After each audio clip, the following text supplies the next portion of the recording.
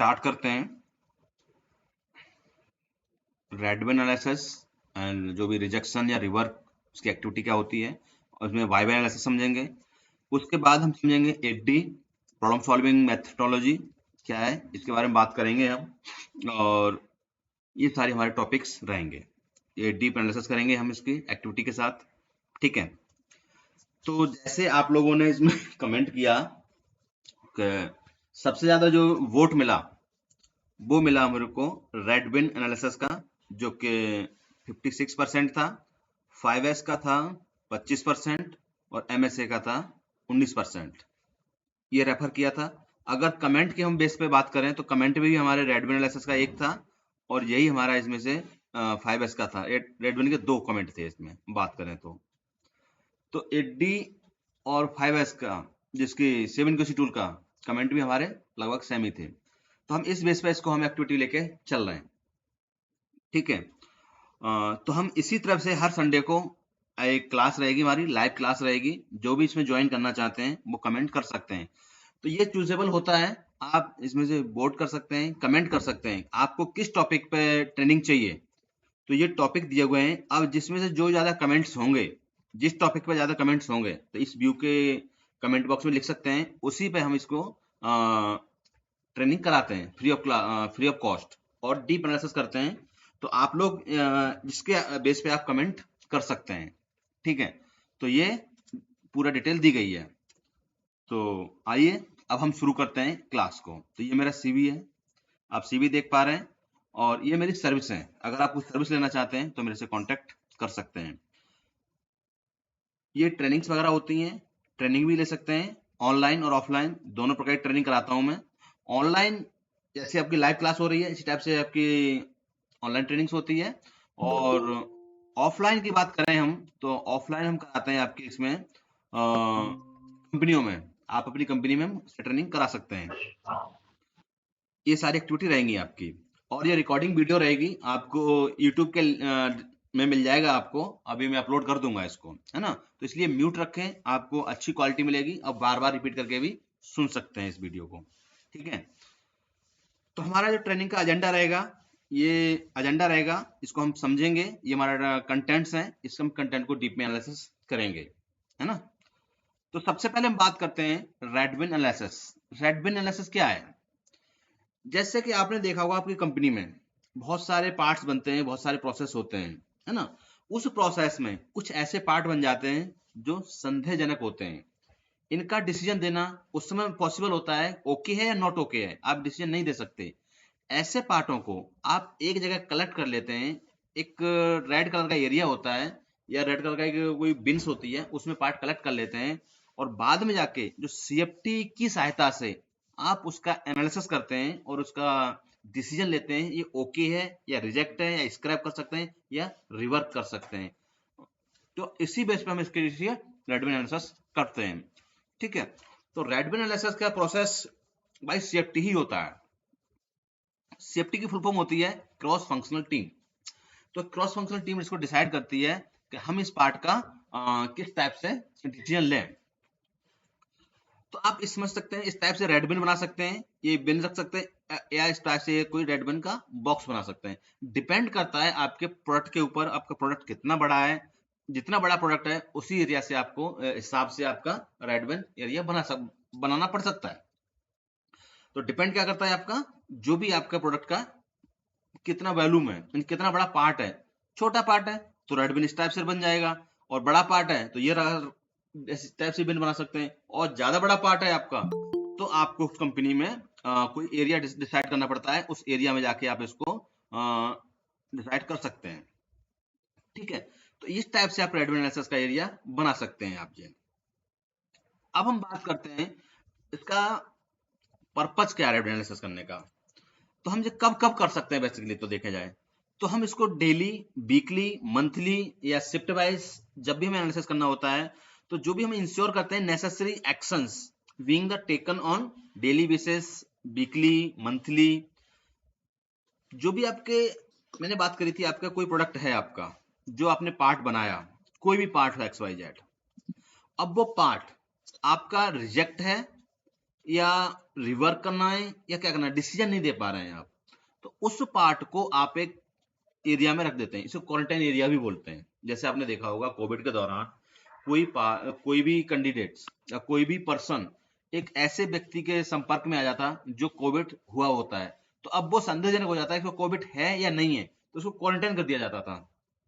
Same उसी प्रकार से आपका पार्ट अगर डाउटफुल है कि ये पार्ट रिजेक्ट है या ओके है, ऐसे पार्टों को हम अलग से रख देते हैं और उन पार्टों को हम अलग से एनालिसिस करते हैं, इसका स्क्रैप करना है, रिवर्क करना है, रिपेयर करना है, क्या करना है, तो वही आपका रेडमेड एनालिसिस कहलाता है।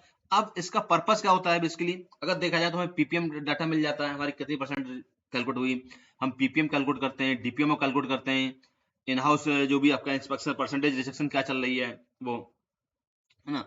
तो ये होता है। अब इसको हम कैलकुलेट करने के लिए क्या करते हैं, तो आपने देखा होगा रिजेक्शन परसेंटेज कैलकुलेट करना है हमें, तो रिजेक्शन परसेंटेज कैलकुलेट करने का फॉर्मूला क्या होता है, total rejection divided by total inspection, है ना। ये आपका रिजेक्शन परसेंटेज का फॉर्मूला होता है इनटू 100। मान के चलिए आपने प्रोडक्ट चेक किए 1000 पीस, इसमें से 10 पीस रिजेक्ट हो गए, तो कितनी परसेंट हो गई है, तो ये आपकी परसेंटेज में कैलकुलेट करेंगे आप, तो ये परसेंटेज हो जाती है आपकी, मान के चलिए 10 डिवाइडेड बाई 100, ठीक है, इंटू 100, 1000 हो गया ना पे, 10,000 पीस चेक, आपने 1000 पीस चेक किए, 1000 डिवाइडेड बाई 10 डिवाइड, अब 2 से 0 ये कट गया, 1 0 ये कट गया, यानी आपकी 1% हो गई रिजेक्शंस। अब मैं इसमें कैलकुलेट करता हूं पीपीएम, हमें पता लगेगा, पीपीएम कैलकुलेट करते हैं। पीपीएम फॉर्मूला क्या होता है, जो भी हमारे टोटल, अब इसमें क्या होगा हमारा मिलियन हो जाता है, मैं यहां लिख देता हूं फॉर्मूला, पीपीएम का फॉर्मूला होता है, म्यूट रखो अपने आप को, ठीक है, total rejection divided by total inspection into 10 की पावर 6, ये फार्मूला होता है, ठीक है। अब ये हमारा फार्मूला हो गया, म्यूट रखो, तो म्यूट कौन है ये, रोहित कुमार, ठीक है। तो ये हो जाता है हमारा टोटल रिजेक्शन कितनी है हमारी, टोटल रिजेक्शन है हमारी, मान के चलिए 10 पीस, और टोटल इंस्पेक्शन किया हमने 1000 इंटू 10 की पावर 6, ठीक है। अब इसको हम कैलकुलेट करेंगे तो कितना हो जाएगा बताइए, 1 2 ये जीरो जाते हैं आपके, 3 जीरो ये कट गए आपके, ठीक है। तो यानी कि हम इसमें से मल्टीप्लाई कर देंगे, इतना पीपीएम हो गया आपका, जो हो गया आपका पीपीएम। इस टाइप से आप कैलकुलेट कर सकते हैं आप ये, ठीक है। अब स्कोप क्या रेड एनालिसिस करने के लिए, जो भी ड्यू टू रेड, जो भी रेड मार्किंग कर देते हैं पार्ट में, हम या एरिया में डिसाइड कर देते हैं हमारा कौन सा पार्ट एरिया में रेड एनालिसिस में आता है, वो सारा डिसाइड कर देते हैं हम। अब इसको number of quantities, rates, shift wise, machine wise, stop wise, हम ये सब एनालिसिस करते हैं, ठीक है। और हम जाके सेम गैम्बा का प्लेस देखते हैं, गैम्बा एरिया में जाके रियल प्लेस पे जाके रियल एक्टिविटी को और रियल पार्ट को देखते हैं हम। अब इसका जो हमने बात करी थी, इसके यूज कहाँ कर सकते हैं, यूज कर सकते हैं इसको हम ऑटोमोटिव इंडस्ट्रीज में या नॉन ऑटोमोटिव इंडस्ट्रीज में। ऑटोमोटिव इंडस्ट्रीज में इसको यूज कर सकते हैं या सर्विस इंडस्ट्रीज में भी इसका यूज हम कर सकते हैं। तो जो भी हमारे ऑटोमोटिव के पार्ट्स बनते हैं वहां तो बेसिकली इसका यूज किया ही जाता है, और नॉन ऑटोमोटिव में इसका यूज करते हैं रेडमेड एनालिसिस का, ठीक है। सीएफटी क्रॉस फंक्शनल टीम के लिए हम कौन कौन से कैंडिडेट रख सकते हैं, कौन कौन से एम्प्लॉय इसमें शामिल हो सकते हैं, तो इसमें से जो एम्प्लॉय शामिल होते हैं, इसमें हम बात करते हैं क्वालिटी कंट्रोल, क्वालिटी एश्योरेंस, है ना, process engineers, production maintenance, tool room engineers, purchase और मार्केटिंग, ये डिपार्टमेंट इसमें शामिल हो सकते हैं। और डिपेंड ऑन उस प्रोडक्ट जो भी हमारे पार्ट्स बन रहे हैं उससे रिलेवेंट कौन कौन हैं, वो इसमें से मोस्टली शामिल हम कर सकते हैं। तो आपका ये रियल प्लेस आपकी कंपनी में देख पा रहे हैं, ये रियल प्लेस होता है आपका, ये आपने देखा है, ठीक है। इस टाइप से कंपनी के एरिया में जाके देख सकते हैं, और वहां पर आप क्या करते हैं, ये भी प्रोडक्शन एरिया है, प्रोडक्शन गैम्बा हम कर सकते हैं, और ठीक है, वन रोल शिफ्ट फ्लोर, जो भी आपकी शॉप फ्लोर है, आपकी लाइन सेक्शंस है, जो भी जोन्स हैं, वहां पे इसका यूज कर सकते हैं हम। तो ये सारी एक्टिविटीज हैं, वहां पे यूज कर सकते हैं, ठीक है। उसके बाद हम सीएफटी करते हैं, कापा करते हैं, ग्राफ्स बनाते हैं, और WI प्रोसीडर्स वहां पे डिस्प्ले कर देते हैं। जैसे यहाँ पे हमने क्या किया, डेली मंथली जो भी रिजेक्शंस, डिफेक्ट्स, ट्रेंड है वो लगा दिए, और कापा का जो लगा दिया, प्रॉब्लम लगा दी, CFT की अटेंडेंस रिपोर्ट लगा दी हमने, जो भी हमारी अटेंडेंस रिपोर्ट है। उसके बाद हमने WI कोई प्रोसीडर्स है, कैसे कैसे एक्टिविटी करेंगे, इस टाइप से हमारे एरिया में हम बोर्ड बना देते हैं और यहीं पर हम रेडमंड एनालिसिस का क्राइटेरिया बना देते हैं। अब हमने जैसे बात करी थी कि हमारा प्रोसेस कितना बड़ा है, कितना स्ट्रॉन्ग प्रोसेस है, उस एरिया के हिसाब से हम बिल रख सकते हैं। जैसे छोटे छोटे पार्ट हैं तो इस टाइप से हम देख सकते हैं, इन प्रोसेस पार्ट के लिए, होल्ड पार्ट के लिए और रिजेक्ट पार्ट के लिए, इस टाइप से बिन रख देते हैं। अगर आपके एरिया को बिन को डिसाइड कर देते हैं, ये भी आप प्रोसेस कर सकते हैं। दूसरा, अगर आपका बहुत बड़ा पार्ट है, बहुत बड़ा पार्ट है, तो इस एरिया को आप बना सकते हैं। जैसे गैंगवे है, आपने 100 फ्लोर पे बना दिया, ये ओके पार्ट्स एरिया बना दिया, होल्ड पार्ट एरिया बना दिया, यहाँ पे रिजेक्ट पार्ट एरिया का बना दिया। तो इसी टाइप से आप एरिया डिसाइड कर सकते हैं। इसी प्रकार से आप यहाँ पे लिख सकते हैं रेडमंड एनालिसिस एरिया, तो इसको डिसाइड कर देते हैं आप रेडमंड एनालिसिस एरिया। तो हम CFT की सहायता से इसका यूज हम करते हैं, उसको एनालिसिस करते हैं। तो ये सारी एक्टिविटी हो गई आपकी, आपको समझ में आ रहा होगा। अगर कोई क्वेश्चंस है तो क्वेश्चन पूछ सकते हैं आप, ठीक है। आप इस टाइप से देख सकते हैं, ये जूम बनाया गया है, एक मैप बनाया गया है 100 फ्लोर का। इस टाइप से एरिया बना सकते हैं आप, ये लुकिंग फॉर एरिया। तो जहां भी मटेरियल रखना होता है 100 फ्लोर पे, इस टाइप से एक्टिविटी आप कर सकते हैं। अब आपने कहा कि हम इसको एनालिसिस कैसे करेंगे, हमने कहा हॉरली कर सकते हो, या शिफ्ट के एंड में कर सकते हैं, डेली बेसिस पे कर सकते हैं, या जो भी आपके CFT रिक्वायरमेंट है उस बेस पे हम कर सकते हैं। ये सारी एक्टिविटीज हम कर सकते हैं, ठीक है। और इसी बेस पे हम इसको एनालिसिस करते हैं। तो इसके बेनिफिट क्या रहेंगे, एक तो हमारे पास डाटा कलेक्शन हो जाता है, हमारे पास कितने पार्ट रिजेक्ट निकले, कितने पार्ट रिवर्क हुए, कितनी एक्टिविटी हुई, तो पूरा हमारा रिजेक्ट पार्ट क्या है और उसकी पूरे का है कंफर्मिंग हो जाती है हमारे पास। दूसरा, प्रोसेस परफॉर्मेंस मॉनिटरिंग, जो भी हमारी प्रोसेस की परफॉर्मेंस मॉनिटरिंग भी हो जाती है। उसके बाद good way to reduct poor cost quality, यानी COPQ, cost of poor quality, हमारे पता लग जाती है हमारी कितनी कॉस्ट ऑफ पुअर क्वालिटी चल रही है, हमारे प्लांट में कितनी रिजेक्शन परसेंटेज चल रही है। उसके बाद हमने बात करी थी PPM कैलकुलेट हो जाता है। इसी बेस पे हम जो भी डिसीजन मेकिंग देते हैं, हम उसको जो भी पार्टिकुलर एरिया में हम बात करते हैं, कौन सा पार्ट रिजेक्ट हो रहा है, किस पार्ट में बात कर रहे हैं, वो सारा हमें पता लग जाता है। ये सारी एक्टिविटी हो गई आपकी। अब हमें रेडमंड एनालिसिस करना है। अब हम लोग रियल केस स्टडी देखते हैं, तो हमें एक रियल केस स्टडी करते हैं तो कैसे बनाते हैं, ये इस टाइप से आपने एक रेडमंड एनालिसिस का बनाया। CFT जो भी आपका फंक्शनल टीम है, क्रॉस फंक्शनल टीम है, उसने आपने बनाया, उनकी अटेंडेंस रिपोर्ट भी चाहिए, ये सब एक्टिविटी चाहिए आपकी। यहाँ कंपनी का लोगो लगा सकते हैं आप इस टाइप से, यहाँ फॉर्मेट नंबर दे सकते हैं, रिवीजन नंबर दे सकते हैं और इफेक्टिव डेट लिख सकते हैं। यहाँ पे यहाँ पर हम लिख सकते हैं टीम लीडर कौन है, मान के चलिए राम सिंह टीम लीडर हैं, और मंथ कौन सा है, मान के चलिए अक्टूबर मंथ है हमारा 2024। अब इसमें से हमने यहाँ पे टीम मेंबर्स लिख लिए, गोपाल, घनश्याम, जो भी हमारे टीम मेंबर्स हैं उनके नाम लिख लिए, डिपार्टमेंट लिख लिए किस डिपार्टमेंट में हैं। हम अब ये क्या है, रियल केस स्टडी कर रहे हैं कि हमें अपने डिपार्टमेंट में कैसे एनालिसिस करना है, रेडमंड एनालिसिस कैसे करना है, वो समझ रहे हैं अब हम लोग। मान के चलिए सब डिपार्टमेंट्स हो गए। अब ये प्रेजेंट है तो P, एब्सेंट है तो A, इस टाइप से हम अटेंडेंस लगा सकते हैं। तो इससे क्या रहेगा कि हमारा जो किसकी हमें प्रेजेंटेशन चाहिए, प्रेजेंट चाहिए, वो प्रेजेंट नहीं है, वो एब्सेंटेज है। तो क्यों एब्सेंटेज, हमें उसके पूरे डिटेल्स वेरीफाई। तो जो CFT मेंबर कितने प्रेजेंट हुए और कितने एब्सेंट है, यहाँ पे पता लग जाएगा आपका, और यहाँ पे साइंस उनके हो जाएंगे और क्लियर पता लग जाएगा हमारे कितने बंदे एब्सेंट है, कितने प्रेजेंट हैं।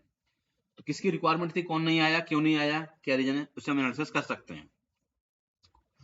उसके बाद बात करें हम रेडमंड एनालिसिस की, जो भी समरी बनाएंगे हम, ये समरी बना सकते हैं आप। तो ये समरी आपने बनाई। अब समरी में देखें आपका, जी आपने डाटा जो भी आपके रेडमंड एनालिसिस किया आपने, जो भी आपने कंपोनेंट्स नेम रखे, ठीक है, ऑपरेशंस रखे आपने। अब आपने क्या कहा, जहां से मान के चलिए आपने 1 तारीख को 10 पीस निकले, 2 तारीख को 20 पीस निकले, 3 तारीख को आपका 15 पीस निकले, और ये यहाँ पे आपको निकले ये पीस। इस टाइप से आप ये ग्राफ बना सकते हैं, ये है ना, ये ग्राफ बना सकते हैं आप। अब आपने जो 10 पीस निकले, इसकी आपने एनालिसिस किया 1 तारीख को, 1/10/2024। कंपोनेंट्स का नाम क्या था, कोई मान लो पिन है, पिन लिख दिया, और जहां पर आपका ऑपरेशन क्या है, यानी ओडी टर्निंग हो गई आपकी, ओडी टर्निंग है, ठीक है। उसके बाद क्वांटिटी कितनी थी आपकी, 10 पीस थी, और इसका साइज क्या था आपका, ओवर साइज था, अंडर साइज था, जो प्रॉब्लम है, यानी बेसिकली आप प्रॉब्लम लिख सकते हो आप, ठीक है, क्या प्रॉब्लम थी। उसके बाद ऑपरेटर नेम विद लेबल, आपका ऑपरेटर था, किस लेवल का ऑपरेटर था, उस ऑपरेटर का नाम लिख देते हैं यहाँ पे। उसके बाद reason for cause of reason, यानी जो size over size under size हुआ उसका रीजन क्या था। मान के चलिए टूल प्रॉब्लम थी आपकी, टूल डैमेज हो गया था, इंसेट खराब हो गई थी, या जो भी प्रॉब्लम्स है आपकी, है ना, जो पार्ट बना रहे हैं आप, पार्ट के हिसाब से जो भी प्रॉब्लम्स होगी उसके हिसाब से रहेगा आपका जो प्रॉब्लम है, वो आप यहाँ लिख सकते हैं। उसके बाद एक्शन टेकन ले सकते हैं यहाँ पे आप। अब टूल डैमेज हो गया हमारा, तो टूल डैमेज क्यों हुआ, पार्ट गलत लगा दिया था, पार्ट सही नहीं था, उस एनालिसिस के बेस पे आपका जो भी एक्शंस आएगा वो यहाँ लिखेंगे, जो भी एक्शंस होगा आपका। उसके बाद रिस्पॉन्सिबिलिटी किसकी रहेगी, उस रिस्पॉन्सिबिलिटी का नाम, मेंबर्स का नाम। उसके बाद टारगेट डेट कब तक हो जाएगा, इफेक्टिव यस या नो। इस टाइप से आप ये एनालिसिस कर सकते हैं, डेली डाटा एनालिसिस कर सकते हैं। तो आपके पास एक डेली समरी बन जाएगी कि हमने पार्ट कितने बनाए, कितने हमारे एक्चुअल पार्ट हुए, कितने हमारे पार्ट ऐसे हुए। इससे क्या होगा, हमारे पास एक डाटा रहेगा, उस डाटा के बेस पे हम एक्टिविटी कर सकते हैं, ठीक है। तो ये डाटा हम इसमें से एनालिसिस कर सकते हैं। और हम एक इस टाइप से फॉर्मेट भी बना सकते हैं। तो ये पूरा डिटेल लिया, हम बाय बाय एनालिसिस भी कर सकते हैं। तो ये हमारा एक बाय बाय एनालिसिस का एक फॉर्मेट है, ये फॉर्मेट हम यूज भी इसका कर सकते हैं ये, ठीक है, ये फॉर्मेट हम यूज कर सकते हैं इस टाइप से। ये हमने क्या किया, रेडबिन एनालिसिस किया। अब रेडबिन एनालिसिस करने के बाद हमने जो एक्टिविटी निकाली, अब इक्विपमेंट से जो भी मशीन्स है, अब किसकी प्रॉब्लम्स है, तो जब ये स्टैटिफिकेशन करके इसको कंडीशन करते हैं, अब देखते हैं मशीन की प्रॉब्लम थी या मटेरियल की प्रॉब्लम थी, कोई शिफ्ट में प्रॉब्लम होती है या डिपार्टमेंट में प्रॉब्लम होती है, किसकी प्रॉब्लम थी ये, हम वो प्रॉब्लम को एनालिसिस करते हैं मशीन वाइज, पर्टिकुलर मशीन में प्रॉब्लम है क्या, शिफ्ट वाइज हम देखते हैं पर्टिकुलर शिफ्ट में प्रॉब्लम थी क्या, हम देखते हैं डिपार्टमेंट वाइज, क्या हो सकता है इस डिपार्टमेंट ने ही गलती की है, मेंटेनेंस की गलती है, प्रोडक्शन की गलती है, क्वालिटी की गलती है, किसकी गलती है। तो हम ये डाटा एनालिसिस कर सकते हैं। मटेरियल देख सकते हैं, मटेरियल में कोई प्रॉब्लम थी, है ना, मटेरियल की क्या गलती थी वो देख सकते हैं, मटेरियल हार्ड था, सॉफ्ट था, या कोई इसकी ऐसी बात सही नहीं थी, क्या प्रॉब्लम थी, वो सब एनालिसिस कर सकते हैं। उसके बाद देख सकते हैं हम डेली या वीकली, हो सकता है डेली प्रॉब्लम आ रही है या वीकली प्रॉब्लम आती है, कब प्रॉब्लम आती है उसको एनालिसिस कर सकते हैं। इस टाइप से हम सारा एनालिसिस करते हैं। तो ये हमारी स्टडी किसमें होती है, जो प्रॉब्लम आई हमारी, बस रेडमंड एनालिसिस से हमने पार्ट देखा, उसको एनालिसिस किया, उस प्रॉब्लम को हमने सॉल्व देखा, कहाँ प्रॉब्लम है, किसकी प्रॉब्लम है, उस एनालिसिस करने के बाद हम इसको जजमेंट्स करते हैं। अब जो हमने बात करी थी उसका ट्रेंड बनाते हैं कि हमारा जो ट्रेंड किया हमने रेडमंड एनालिसिस से, वो डाउन ट्रेंड जा रहा है या ऐसा तो नहीं है ट्रेंड हमारा बढ़ गया, कंट्रोल क्या है हमारा, ये सब एनालिसिस हम कर सकते हैं। उसके बाद हम परेटो बना सकते हैं। परेटो बना के देखते हैं कि हमारा जो भी 80-20 रूल्स में आ रहा है क्या, तो कौन से सबसे ज्यादा डिफेक्ट है, यानी ब्लो होल ज्यादा आ रहा है, कोल्ड सेट आ रहा है, पिन होल आ रहा है, हम इसी पर काम करेंगे, इसी डाटा को एनालिसिस करेंगे हम ये, ठीक है। तो ये सारी चीजें एनालिसिस करते हैं हम, रेडबिन एनालिसिस करते हैं। रेडबिन एनालिसिस करने के बाद बोर्ड बनाते हैं, यहाँ पे हम एक्टिविटी करते हैं ये, ठीक है। और अब ये एक्टिविटी हम कर सकते हैं, वहाँ पे डिस्प्ले कर सकते हैं। तो जैसे हमने बात करी थी, वहाँ पे इस टाइप से बोर्ड बना देते हैं, तो जो कि कोई भी प्रॉब्लम्स होती है आपकी वहाँ डिस्प्ले कर देते हैं। तो ये क्या रियल केस स्टडी है आपकी ये, ठीक है। इस टाइप से आप रेडबिन का बोर्ड बना देते हैं, आप देख सकते हैं आपकी क्या प्रॉब्लम है, क्या पलटो चल रहा है, क्या सेफ्टी मेंबर्स हैं कौन, और क्या आपके ये सब एक्टिविटी हैं, ये सब देख सकते हैं आप, ये है ना। क्वालिटी का चार्ट बना सकते हैं, ये सब आगे प्रॉब्लम को एनालिसिस करके लिख सकते हैं आप ये। तो ये सारी चीजें हैं, आपने देखा सीएफटी, रिजेक्शंस का ट्रेंड बनाया आपने, मंथली बेसिस रिजेक्शन ट्रेंड बना दिया, डिफेक्ट बेसिस पार्टो बना दिया आपने, एनालिसिस किया आपने, रिपोर्ट बनाई आपने, जो भी आपकी इफेक्टिवनेस क्या क्या है, ये सब एक्टिविटी आपने कर ली। तो आपने सारे बोर्ड बना के इस टाइप से बोर्ड बना सकते हैं आप। तो ये तो था आपका रेडबिन एनालिसिस। एक मैंने आपको पूरा एक रियल केस स्टडी बताया, जो सेम ऐसे एक्टिविटी कर सकते हैं आप, तो रेडबिन एनालिसिस करके आप ये कर सकते हैं। इसका एक प्रोसीजर बना लें, इसके फॉर्मेट डिजाइन कर लें, जो जो मैंने फॉर्मेट बताए, इस टाइप से आप इसको रेडबिन एनालिसिस कर सकते हैं। अब बात करते हैं एडी। एडी क्या है, प्रॉब्लम सॉल्विंग मेथोडोलॉजी है, और इसके बारे में बात करेंगे। यानी कोई प्रॉब्लम आई, यानी कस्टमर से कोई कंप्लेंट्स आ गई, उस कस्टमर से जो कंप्लेंट्स आई, उस कंप्लेंट को हम एनालिसिस करते हैं, उस प्रॉब्लम को देखते हैं क्या प्रॉब्लम है, बेसिकली उसको एनालिसिस करते हैं, ठीक है। तो इसके 8 स्टेप होते हैं इस प्रॉब्लम को सॉल्व करने के लिए। उन 8 स्टेप के अकॉर्डिंग हम इसको देखते हैं। सबसे पहले क्या देखते हैं, हमारा पहला स्टेप होता है टीम जो भी approach, team approach, describe the problem, पहले टीम प्रिपेयर करते हैं, फिर हम डिस्क्राइब द प्रॉब्लम, फिर उसके बाद हम कंटेनमेंट एक्शन लेते हैं, रूट कॉज वेरिफिकेशन करते हैं, इम्प्लीमेंट करेक्टिव एक्शंस करते हैं, verify corrective actions, prevent recurrence और कंक्लूजन द टीम। ये सारी हम एक्टिविटी करते हैं। तो ये हमारी एक्टिविटी हो गई हमारी एट स्टेप कर सकते हैं, या एट प्रॉब्लम सॉल्विंग मेथोडोलॉजी भी कह सकते हैं, स्टेप कह सकते हैं। तो अब 8D के आपके देखें कौन कौन से स्टेप होते हैं, तो आप इंटरव्यू में ये बता सकते हैं, या एक्टिविटी आप ये कर सकते हैं ये, ठीक है। तो 8 स्टेप हैं, इन 8 स्टेप के आधार पर हम एक्टिविटी को करते हैं ये। तो आइए साथ में देखते हैं हम प्लान। प्लान में हमारे ये इतने आते हैं, plan, do, check, act. PDC base पर भी इसको रख सकते हैं, कोई प्रॉब्लम आई उस प्रॉब्लम को बेस पर भी एनालिसिस हम कर सकते हैं। तो सबसे पहले हम देखते हैं स्टेबलाइज द टीम। टीम बनाने के लिए हमारे पास 2 से 10 मेंबर होना बहुत जरूरी है। 2 से 10 मेंबर हो सफिशिएंट होते हैं। अब यहां पर लिखते हैं हम आपका डिपार्टमेंट्स क्या है, नेम ऑफ जो भी आपके पार्ट्स ना उसके लिए, और इसकी रिस्पॉन्सिबिलिटी क्या है ना, पर्सन, जो भी आपका पर्सन है, जो भी मैनेजर, स्क्वाड, जो टीम के पर्सन हैं आपके, उनके नाम, रिस्पॉन्सिबिलिटीज, और आपका phone numbers, email address.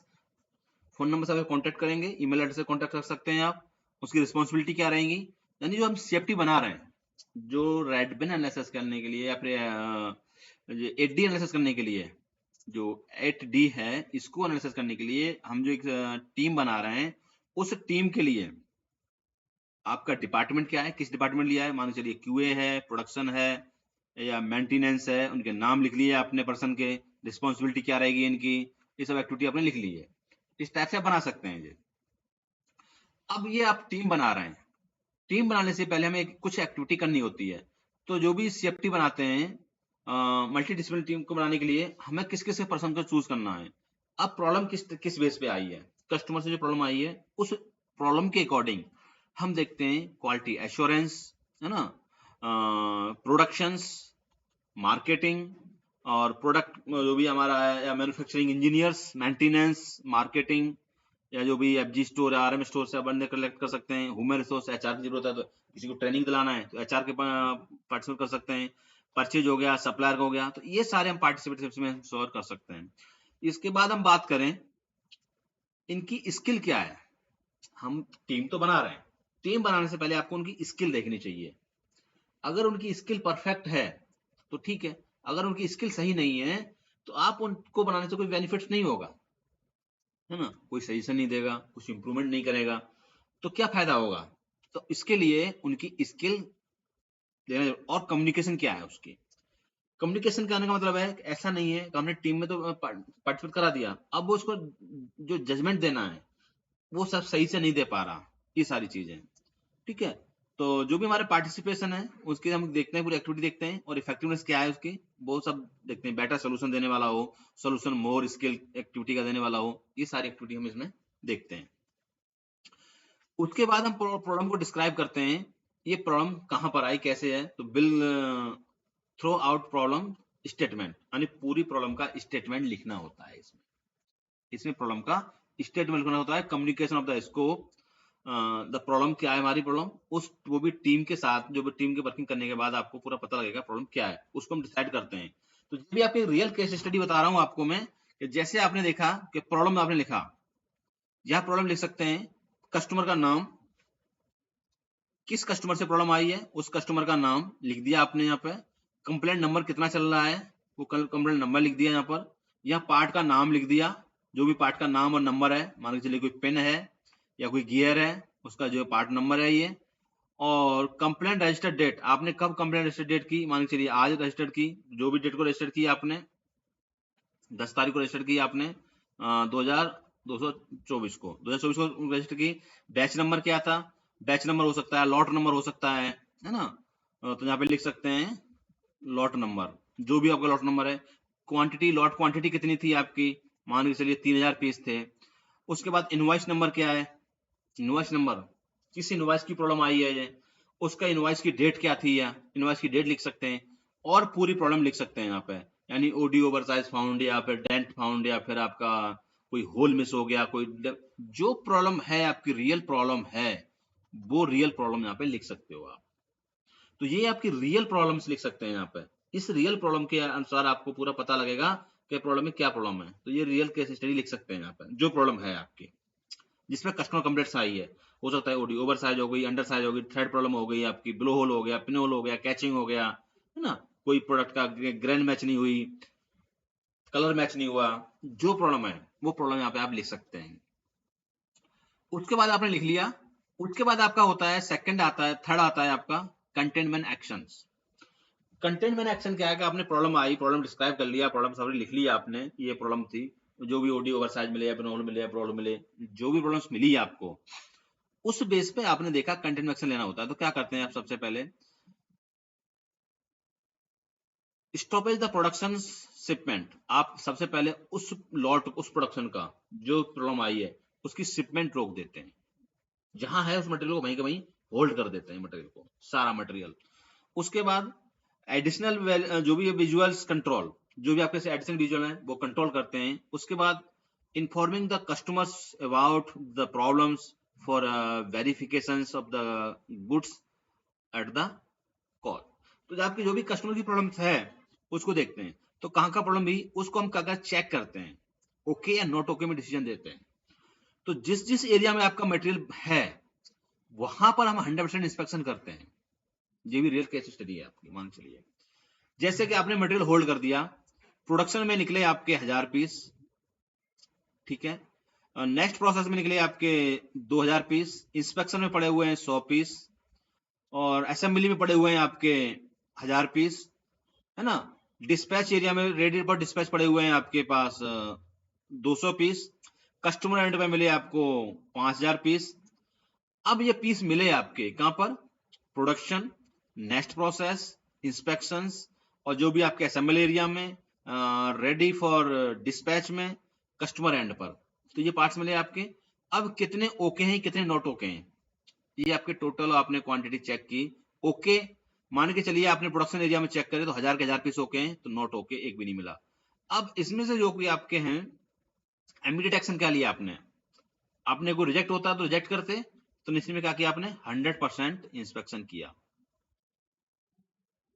Inspection किया।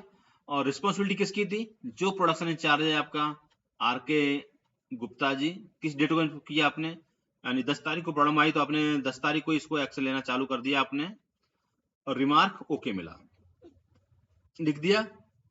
नेक्स्ट प्रोसेस में 2000 पीस मिले, 2000 में से आपको मिले 1900 पीस आपको ओके मिले, और 100 पीस आपको रिजेक्ट मिले, नोट ओके मिले। तो यहाँ पे आपने क्या किया, 100% इंस्पेक्शन किया, जो भी इसके रिस्पॉन्सिबल उसका नाम लिख लिया। तो जो आपने 10 पीस 100 पीस निकले ये आपने रिजेक्ट कर दिए या क्या कर दिया वो डिस्काउंट ले सकते हैं यहाँ पे, ठीक है। इसी टाइप से आपने इंस्पेक्शन में देखा, इंस्पेक्शन में 100 पीस निकले, उनका क्या डिसीजन लिया, इस टाइप से आप लिख सकते हैं। तो आपने जो मटेरियल चेक किया एक्चुअली ना, एक्सपेक्ट जो भी आपने किया एग्जांपल 100% इंस्पेक्शन किया, हो सकता है और भी कोई एक्टिविटी की हो, जो प्रोडक्ट पे प्रॉब्लम है उस प्रॉब्लम के अकॉर्डिंग आपको चेक करना है मटेरियल को, चेक करने के बाद आपको डिसीजन देना होता है, ठीक है। ये टाइप से आपकी रियल केस हिस्ट्री हो गई आपकी, ऐसे एनालिसिस कर सकते हैं, इसी को बोलते हैं कंटेनमेंट एक्शन। कंटेनमेंट एक्शन का मतलब है इमीडिएट आपने एक्शन लिया और उसका आपने ये डिसीजन लिया। वो स्टेज हो सकती है आपकी प्रोडक्शन, नेक्स्ट प्रोसेस, और आपका इंस्पेक्शन एरिया में, असेंबली एरिया में, रेडमेड एनालिसिस में, जहां पर आप एक्टिविटी ये कर सकते हैं ये, ठीक है। तो ये आप एक्टिविटी करके आप एनालिसिस कर सकते हैं। अब बात करते हैं हमारे कंटेनमेंट एक्शन ले लेंगे, हमारे पास जो कोई भी कॉमन कंटेनमेंट एरिया क्या क्या हो सकते हैं, एक्शंस क्या क्या हो सकते हैं। सबसे पहले 100% इंस्पेक्शंस और sort out the defects, 100% inspection और सॉर्ट आउट द डिफेक्ट्स, और स्टॉप द प्रोडक्शन फ्रॉम जो भी आपके non sources of the problems, जो भी आपकी प्रॉब्लम्स है उससे रिलेवेंट मशीन को, प्रोडक्शन को हम बंद करते हैं, उसका मोल्ड या कोई मशीन से उसको चेक करते हैं, ये है ना।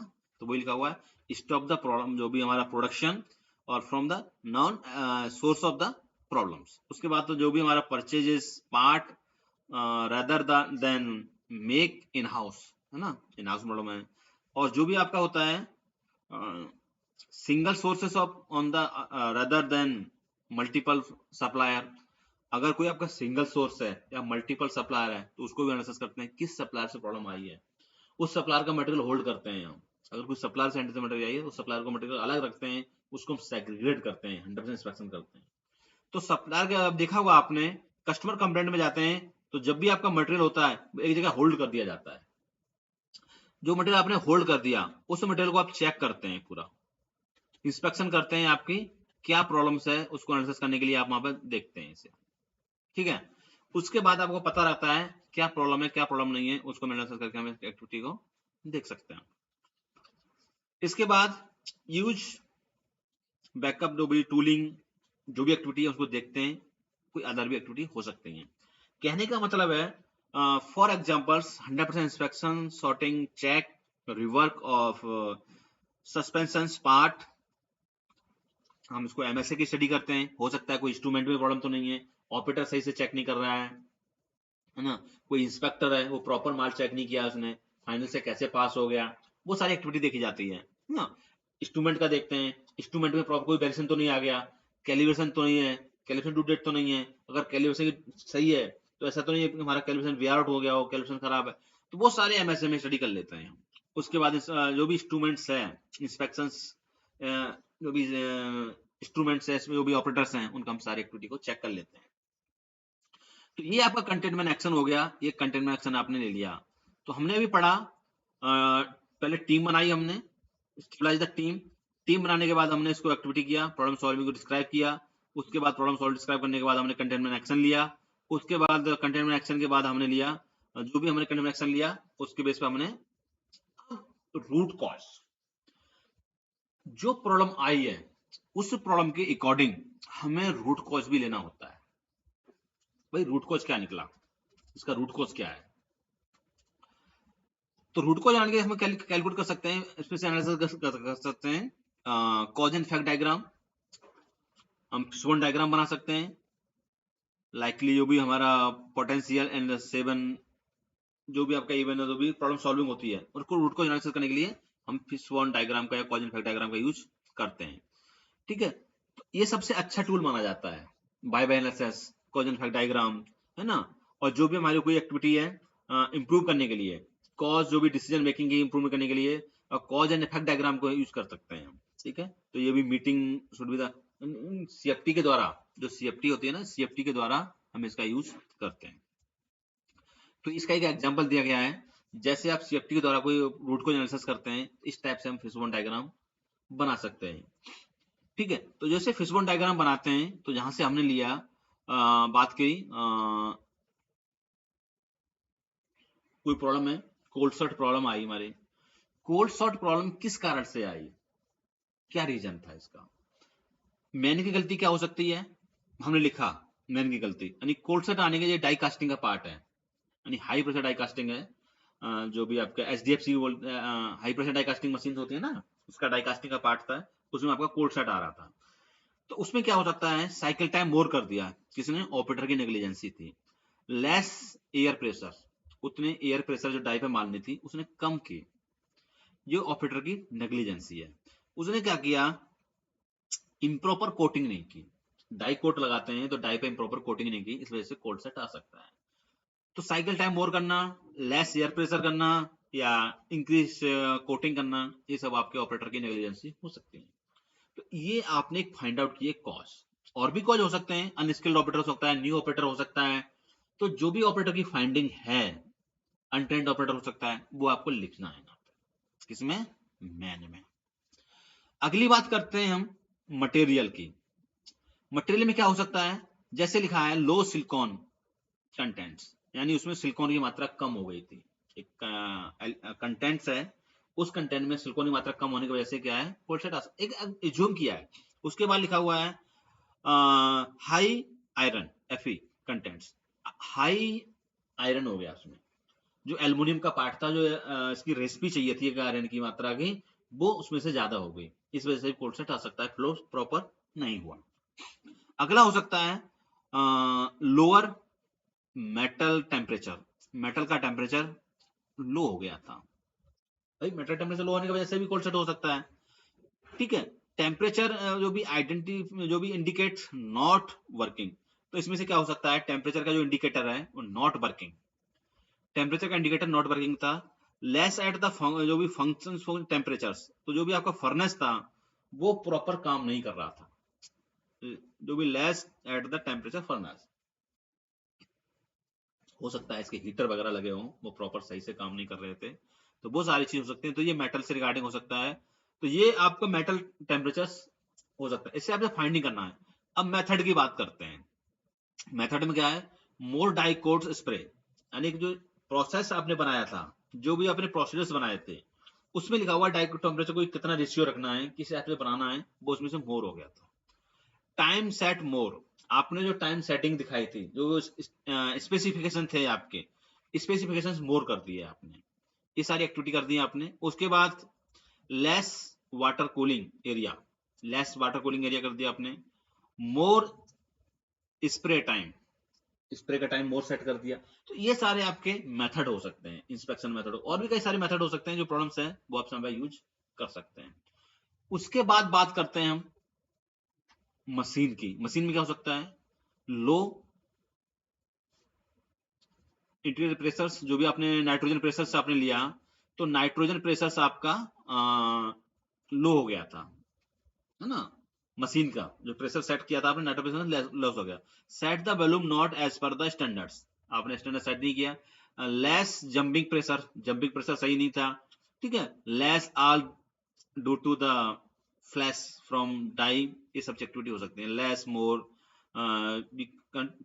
थिकनेस जो भी इसकी मेंटेन सही नहीं थी, जो भी बिस्कुट की थिकनेस थी आपकी वो सही नहीं थी। तो ये बहुत सारे कॉजेज हो सकते हैं, इस टाइप से जो भी प्रॉब्लम्स है उस प्रॉब्लम को यहाँ लिखें और इस टाइप से आप एनालिसिस कर सकते हैं। तो आपने यहाँ पर ये रूट को निकाला, इस रूट को निकालने के बाद आपको इसमें से आइडेंटिफाई करना होता है corrective actions, corrective action, preventive actions. तो आपने करेक्टिव एक्शंस में आपने क्या लिखा, आइडेंटिफिकेशंस लेट द, जो भी पोटेंशियल्स है ना, corrective actions to cover all root cause identification and D4, है ना, ये सब एक्टिविटी कर सकते हैं। वेरिफिकेशंस एंड वैलिडेशंस आप एक्टिविटी कर सकते हैं। Prove that the actions can solve the problems, है ना, ये सारी एक्टिविटी आप देख सकते हैं, क्या प्रॉब्लम सॉल्विंग एक्टिविटीज है, क्या एक्टिविटीज है। इसके बाद रिस्क एनालिसिस कर सकते हैं। उसी के बाद आप सिलेक्शंस ऑफ द, जो भी आपके टारगेट, टारगेट सिलेक्शन कर सकते हैं, पॉसिबल पॉसिबिलिटी देख सकते हैं, डिसाइड क्या कर सकते हैं, वो सारी एक्टिविटी आप लिख सकते हैं। इस टाइप से आप इसमें डिसीजन मेकिंग कर सकते हैं। तो इसका एक फॉर्मेट रियल के स्टडी देखते हैं। तो जो आपने रूट कॉज निकाला, जो भी रूट कॉज आया उसके आपने एक एक्शन लिया था, उसकी रिस्पॉन्सिबिलिटी किसकी है, सिग्नेचर और टारगेट डेट क्या है। जैसे मान के चलिए ऑपरेटर नेग्लिजेंसी है, तो आपने ऑपरेटर को ट्रेनिंग दिया, ऑपरेटर नेग्लिजेंसी, ऑपरेटर को ट्रेनिंग, और ट्रेनिंग देने की रिस्पॉन्सिबिलिटी किसकी है, वो यहाँ पर आ जाएगी, ठीक है। और जो उसकी रिस्पॉन्सिबिलिटी है उसका नाम और सिग्नेचर्स हो जाएंगे। इस टाइप से आप एक्टिविटी कर सकते हैं ये। उसी के बाद आपका इसको फ्लो भी बना सकते हैं। और भी कोई प्रॉब्लम हो सकती है, मेटल का टेम्परेचर नहीं था, क्यों नहीं था टेम्परेचर, उसके लिए आपने क्या एक्शन लिया, उसको कंट्रोल करने के लिए क्या एक्शंस लिए, वो सारी एक्टिविटी यहाँ पे हम डिसाइड कर सकते हैं और बना सकते हैं। तो ये भी आप एक करेक्टिव एक्शंस और प्रिवेंटिव एक्शन डिसाइड कर सकते हैं। इस टाइप से आप ये पूरी डिसाइड करके बना सकते हैं। उसके बाद वैलिडेट करेक्टिव एक्शंस, हम उसको वैलिडेट करते हैं कि ये प्रॉब्लम्स बाकी सही है क्या, quality checks, prevention set test कर सकते हैं, लॉन्ग टाइम चेक कर सकते हैं, प्रोसेस कैपेबिलिटी चेक कर सकते हैं, फेलियर एनालिसिस कर सकते हैं, प्रॉब्लम सॉल्विंग देख सकते हैं, ये सारी एक्टिविटी देख सकते हैं। अपडेट द स्टैंडर्ड्स हम देख सकते हैं, कोई स्टैंडर्ड प्रॉब्लम थी, अगर कोई ट्रेनिंग का प्रॉब्लम थी तो हम ट्रेनिंग के प्रोसीजर देख सकते हैं कि कहाँ प्रॉब्लम थी। हम न्यू ऑपरेटर लगाते हैं तो ट्रेंड करके ही ऑपरेटर मशीन पर लगाएं, या कुछ प्रोसेस में प्रॉब्लम थी तो उसके लिए फोका होगा, कोई सिस्टम है उसको वेरिफिकेशन करके मटेरियल रखें। तो ये बहुत सारी केस स्टडी हो सकती है आपके प्रोसेस में, रियल केस स्टडी हो सकती है, उसके बेस पर भी हम एक्टिविटी को कर सकते हैं, ठीक है। तो जो भी आपके रिजल्ट्स हैं उसको एनालिसिस कर सकते हैं। तो जो भी आपका करेक्टिव एक्शंस या प्रिवेंटिव एक्शंस लेते हैं आप उसी बेस पर डिसाइड कर सकते हैं, ठीक है। तो जो भी फेलियर्स हैं आप द करेक्टिव एक्शंस और प्रिवेंटिव एक्शन लेके आपको डिसाइड कर सकते हैं। उसके बाद हम वैलिडेट करते हैं करेक्टिव एक्शन को कि हमने अपनी कंपनी की डिस्पैच डेट देखी, तो हमने 5 लॉट या 4 लॉट कंटिन्यू भेजते हैं और उन चारों लॉट में कोई प्रॉब्लम नहीं आती है। हमने यहाँ पे डेट लिखा, इस डेट को, जो भी डेट्स लिखी यहाँ पे हमने इस डेट को लिखा, और डेट को लिखने के बाद हमने क्वांटिटी चेक करी, यहाँ पे लिखी, उसके बाद रिजल्ट देखा, ओके या नॉट ओके। मान चलिए 1 2 छठे महीने में भेजा, दूसरा हमने 8वें महीने में भेजा, 9वें महीने में भेजा। अब उसके लिए क्वांटिटी भेजी हमने 2000 पीस, 5000 पीस, 5000 पीस। अब उसमें रिजल्ट ओके निकला, ओके निकला, ओके निकला। अगर कोई प्रॉब्लम निकलती है तो आपका 80 सक्सेस नहीं है, जो आपने एक्शन लिया वो सक्सेस नहीं है, क्योंकि जो प्रॉब्लम पे आपने एक्शन लिया वो आपका इफेक्टिव होना चाहिए। स्टेटस का आपका रिजल्ट एक्शंस ओके, और यहाँ पर भी रिमार्क ओके होना चाहिए। तो ये सब आपने लिख लिया। उसके बाद आता है आपका जो भी आपका सपोर्टिंग, जो भी आपका कंसेप्ट एंड द मेथड्स होते हैं। तो PDCA process, process flow chart में देख सकते हैं, control charts, standard work piece, है ना, capability study, control plan, FMEA, error proofing. तो जैसे हमने बात करी एरर प्रूफिंग, कोई ऐसा मेटल है, कोई ऐसी प्रॉब्लम है, उसके लिए एरर प्रूफिंग लगा सकते हैं। एफएमईए में कुछ रिवीजन कर सकते हैं, कंट्रोल प्लान में कुछ रिवीजन, कंट्रोल प्लान में रिवीजन कर सकते हैं। कुछ ऐसे प्रोसेस पैरामीटर सही सेट नहीं हुए हैं, तो कंट्रोल प्लान में प्रोसेस पैरामीटर, प्रोडक्ट पैरामीटर्स को हम रिवाइज कर सकते हैं, सेट कर सकते हैं, और हम अपनी कैपेबिलिटी स्टडी कर सकते हैं। सीपीसीपी के और एमएसए की स्टडी कर सकते हैं, देख सकते हैं कहाँ प्रॉब्लम है। तो ये सारे बहुत सारी चीजें जो होती हैं उनको भी हम चेक करते हैं। तो इसी में जो भी हमारे जो प्रिवेंटिव एक्शंस लेते हैं हम, है ना, तो कहाँ पे जा रहा है, एफएमई में जा रहा है, कंट्रोल प्लान को रिव्यू कर रहे हैं हम, या कोई स्पेसिफिकेशंस है, करेक्टिव चेंज है, वहां चेंज कर रहे हैं। तो डिपेंड ऑन आपका एक्शन में जो करेक्टिव एक्शन है वो क्या आएगा, उस पर हम एक्शन लेते हैं। ठीक है, तो जो भी आपके मेंटेनेंस प्लान में जाएगा, आपका कोई प्रिवेंटिव मेंटेनेंस प्लान में जाएगा, सप्लायर क्वालिटी में जाएगा, कहाँ भी जाएगा उसको हम एक्शन लेते हैं। तो जो आपने इसमें सप्लीमेंटर्स किया, एक्शंस लिए, तो यहाँ पे आपका स्पेसिफिकेशंस, आपने चेंज किया स्पेसिफिकेशन में तो यस, नहीं किया तो नो। यहाँ पे चेक किया तो यस, चेक किया तो जो भी आपने कुछ चेंज किया तो रिस्पॉन्सिबिलिटी किसकी रहेगी, टारगेट डेट क्या रहेगा, और एक्शन टेकन क्या रहेगा। तो इस टाइप से आपको ये पूरा फिल करना पड़ेगा। क्लियर है ये, इस टाइप से आपको पूरा फिल करना पड़ेगा। कोई आपने ओपीएल लगाया, 1 पॉइंट लेसन लगाया, कोई प्रॉब्लम आई उसको सॉल्व करने के लिए आपने 1 पॉइंट लेसन लगाया, तो 1 पॉइंट लेसन लगा सकते हैं। तो जो भी आपके डॉक्यूमेंट्स चेंज करने हैं वो इस टाइप से आपको रिफ्रीज करके आप बना सकते हैं। इसी टाइप से आपका होता है सप्लायर सब मेथड्स। तो ठीक है, कंसेप्ट सब मेथड्स हमने ये यूज की, देखा ये सब एक्टिविटी करके। उसके बाद वेरीफाई या कंक्लूजन टीम। अब आपने सारे एक्शन ले लिए, पूरी टीम ने काम किया, और आपने जो एक्शन लिए उन टीम मेंबर के नाम, यहाँ पर पूरे टीम मेंबर के नाम आ जाते हैं, वो नाम लिख सकते हैं। उसके बाद सिग्नेचर्स, और जहाँ पे कुछ रिमार्क हो तो रिमार्क लिख सकते हैं, और ये एडी आपकी पूरी होती है।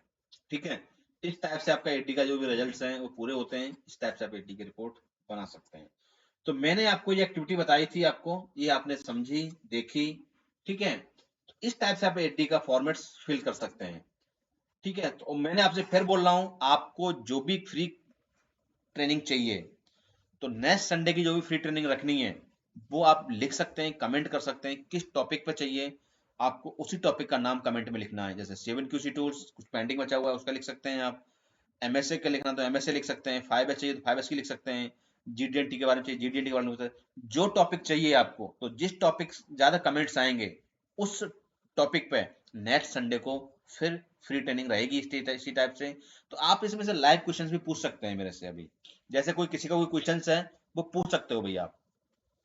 ठीक है, तो ये सारी एक्टिविटीज थी, ये सारी एक्टिविटी आप कर सकते हो, समझ सकते हो और बना सकते हो। इसमें किसी का कोई क्वेश्चंस है तो मेरे से अभी पूछ सकते हो, नहीं तो इस मीटिंग को फिर हम क्लोज करेंगे फिर।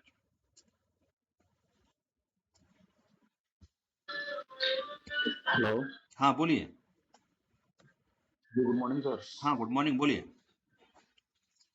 सर ये बोले जो 100 डॉक्यूमेंट का जो एक्सेल शीट था वो आप नहीं डाल रखे हैं क्या यूट्यूब पे? किसका? जो 100 डॉक्यूमेंट का एक्सेल शीट नहीं था? डाला हुआ है ना। अच्छा, मतलब पीडीएफ में नहीं है क्या? एक्सेल में है वो। पीडीएफ में नहीं डाले हैं क्या? पीडीएफ में भी पड़ा हुआ है। पीडीएफ में तो नहीं है सर। नहीं है क्या? देखता हूँ मैं, है ना, नहीं, पीडीएफ में। हाँ, मैं एक देखता हूँ बार उसको। देखने दो। हम्म मैसेज करो क्या आपके नंबर पर? हम्म, मैं देख लेता हूँ उसको एक बार, है ना। हेलो। हाँ हाँ हाँ, तो एक बार मैसेज करो क्या आपके नंबर पर? हाँ, कर देना मेरे को, है ना। ठीक देखिए, है। आप जो रेडमी एनालिसिस के फॉर्मेट्स होते हैं, ये सारे फॉर्मेट्स और ये पीपीटी दोनों जी में आपको नीचे डिस्क्रिप्शन में लिंक में डाल दूंगा, वहां से डाउनलोड भी कर सकते हैं आप। जी ठीक है, तो इसमें से जी क्या जी, रहेगा पहले फिजिकल आपका। वीडियो डाल दीजिएगा। हाँ, ये मैं अक्सर मैं भी डाल देता हूँ, पीडीएफ भी डाल दूंगा और ये भी डाल दूंगा, तो वहां से डाउनलोड कर सकते हैं आप। तो ये आपका जी जी। सेफ्टी का वो रहता है, आप इस टाइप से सेफ्टी अटेंडेंस शीट बना सकते हैं। ये रेडमी एनालिसिस का एक फॉर्मेट्स है, इसका यूज कर सकते हैं रेडमी एनालिसिस करने के लिए। ये आपका रेडमी एनालिसिस कोई एक्शन प्लान है, जी जो भी आप लिख सकते हैं, इसको एनालिसिस कर सकते हैं। उसके बाद आपने जो भी प्रॉब्लम्स निकली उसके क्या एक्ट बनाए, और ये मंथली ट्रेंड बना सकते हैं आप। ये इस टाइप से आप ये पूरा एक्टिविटी कर सकते जी। हैं। और सर बुक आने वाला था, नहीं आया है क्या आपका? बुक आ गया है, बस 15 तारीख को रिलीज हो जाएगा वो। अच्छा, 15 तारीख 15 को, को नहीं हो जाएगा? हाँ 15 तारीख को वो भी पीडीएफ भी फाइनल हो जाएगी, है इसी ना। 15 को? हाँ, यही कल ना होगा। परसों? हाँ, इसी 15 को? इसी 15 को, ठीक। इसी 15 को हो ठीक है। जाएगी। इसका भी मैं लिंक डिस्क्रिप्शन दे दूंगा, वहां से भी डाउनलोड कर सकते हैं वो भी, है ना। इसमें क्या क्या है सर? हाँ, इसमें क्या क्या टॉपिक है? उसमें टॉपिक में अभी शेयर व्हाट्सअप कर दूंगा आपको वो भी, है ना। उसमें टॉपिक क्या क्या रहेंगे मैं आपको, ओके। है ना, उसमें ठीक है। टॉपिक क्या क्या रहेंगे वो आपको व्हाट्सअप कर दूंगा मैं। ठीक है। ठीक।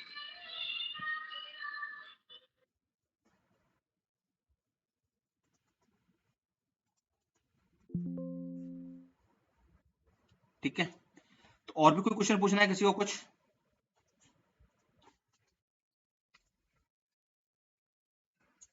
ठीक है, okay. Okay sir, okay, thank you.